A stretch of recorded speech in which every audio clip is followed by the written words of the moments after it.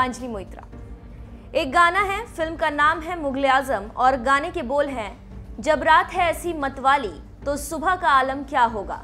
ये गाना आप पर और हम पर सटीक बैठने वाला है, क्योंकि इस बार गर्मी में लू के थपेड़े ज्यादा पड़ेंगे। मौसम विज्ञानियों की माने तो इसके पीछे की वजह अल नीनो है। भारतीय मौसम विभाग भी अल नीनो के असर से इस साल ज्यादा गर्मी और कमजोर मॉनसून का दावा कर रही है। मौसम वैज्ञानिकों ने कहा है कि अल नीनो का असर मॉनसून की तेजी पर भी बुरा असर डाल सकता है। हालांकि अभी आकलन हो रहा है और मौसम पर अल नीनो के असर की पूरी रिपोर्ट अप्रैल में आएगी। लेकिन कुछ जानकारों का कहना है कि अल नीनो के शुरुआती असर के कारण ही राजधानी और आसपास के इलाकों में गर्मी ज्यादा पड़ने लगी है। तमिलनाडु, तटीय आंध्र में इसी कारण अभी से लू चलने लगी है। प्रशांत महासागरीय इलाकों में अगर समुद्र का तापमान बढ़ता है तो अल नीनो इफेक्ट पैदा होता है।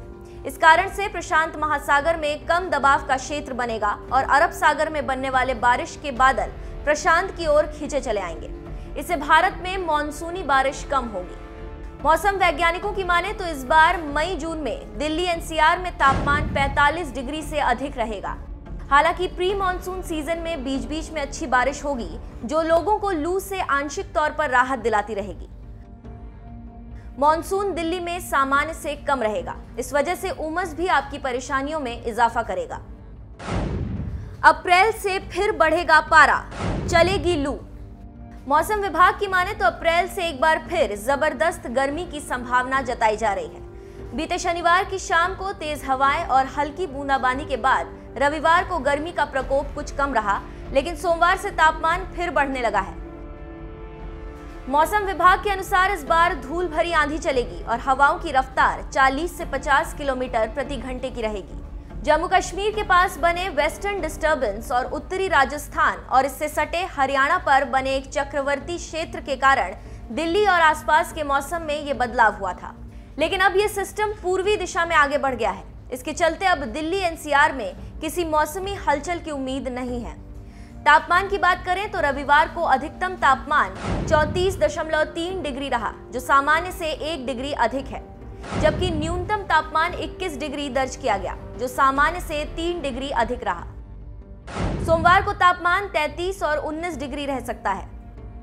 मौसम विभाग के अनुसार अगले 2 दिनों तक तापमान में कुछ कमी रहेगी। आर्थिक स्थिति पर असर। मॉनसून और अल नीनो का सीधा संबंध भारतीय अर्थव्यवस्था से जुड़ा है। इसका सबसे पहला असर गांवों और किसानों पर पड़ता है। अल नीनो कमजोर है और मॉनसून अच्छा होता है तो गांव में किसान समेत सभी की आमदनी बढ़ती है, मांग में तेजी आती है और कारोबार में भी फायदा होता है, महंगाई से राहत मिलती है। अल नीनो क्यों है खतरनाक?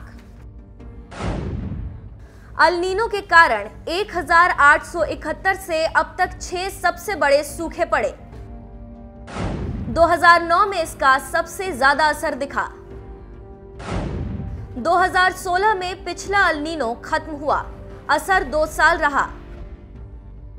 2015-16 में लू से पूरे भारत में 2500 से ज्यादा लोगों की मौत हुई।